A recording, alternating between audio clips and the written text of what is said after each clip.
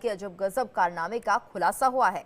यहाँ अधिकारियों ने एक वृद्धा महिला को मृतक दिखाकर उसकी पेंशन रोक दी, जिससे इस पेंशन से उसकी और दिव्यांग बेटी की जीविका चलती थी। वृद्ध महिला पिछले 2.5 साल से अपने को जीवित दिखाने के लिए अधिकारियों के चक्कर लगा रही है, खुद को जिंदा साबित करने की कोशिश कर रही है। देखिए रिपोर्ट। वो जिंदा है, लेकिन कागजों में उसे मृत घोषित कर दिया गया। उसे अपने ही जिंदा होने का सबूत देना पड़ रहा है, और ये सब हो रहा है एक 70 साल की उस वृद्ध महिला के साथ, जिसके पति की मौत हो गई है और बेटा दिव्यांग है।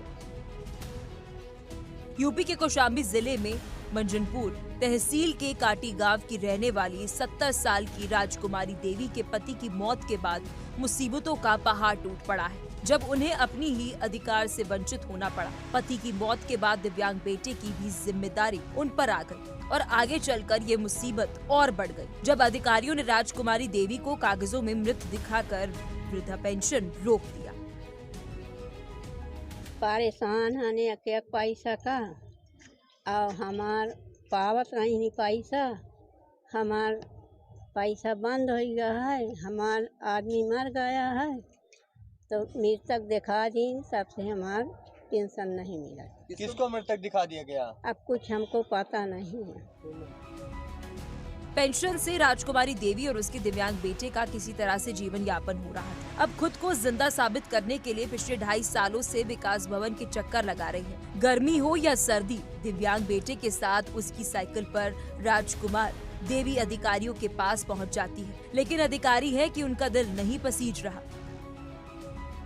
वही उसके दिव्यांग बेटे राम बहादुर का कहना है कि मेरी मां को वृद्धा पेंशन मिलती है, जिससे घर का खर्च चल रहा था। करीब 2.5 साल से मेरी मां को समाज कल्याण विभाग के अधिकारियों द्वारा कागजों में मृत दिखा दिया गया, जिसके बाद से वो अपनी मां को ट्राईसाइकिल पे बैठाकर 30 किलोमीटर दूर अधिकारियों के पास जाता है, लेकिन कोई सुनने वाला ही नहीं। 2.5 साल से पेंशन नहीं आती, मृतक देहाते हैं माता जी को। 2.5 साल से हम परेशान, दौड़ता हूँ, विकास भवन जाता हूँ, कोई सुनवाई नहीं। वहाँ जाता हूँ मृतक, वहाँ कहते मृतक है, हो जाएगा काम, हो जाएगा, होता नहीं। बुजुर्ग महिला का कहना है कि सुबह से ही जिले के आला अधिकारियों के कार्यालय पहुंचने के बाद भी कोई भी सुनने वाला नहीं है। पेंशन बंद होने के बाद से एक एक पैसे के लिए हमारा परिवार तरस रहा है, लेकिन कोई भी अधिकारी सूद नहीं ले रहा है। वहीं इस पूरे मामले में जिलाधिकारी का क्या कहना है, आपको सुनाते हैं। पहली बात यह है कि ये संज्ञान में आते ही हम लोगों ने इसको डायरेक्टरेट से बात करके रिवर्ट करवाया है, फर्स्ट पॉइंट था। सेकंड है, संबंधित सचिव के खिलाफ जो इसने रिपोर्ट दिया था, वीडियो ने इसको संस्तुति जो की थी, उनके खिलाफ भी कार्रवाई करेंगे, शो कॉज नोटिस भी जारी करेंगे। जिस वृद्धा को पेंशन मिलना चाहिए था, वो पेंशन का हम लोग सारे कागज सत्यापन करा के पुनः उसको अपलोड करके ये सुनिश्चित करेंगे कि उनको आने वाले महीने से उनको पेंशन दिया जाए। एग्जैक्टली, जो लापरवाही के लिए जो सचिव और वीडियो इस पर रिस्पॉन्सिबल, उनके खिलाफ कड़ी कार्रवाई की जाएगी। और ये बार बार आता रहा है, पहले में भी एक ऐसा संज्ञान में आया था, उसके क्रम में भी हम लोगों ने सचिव इनको एडवाइस एंट्री भी दी थी।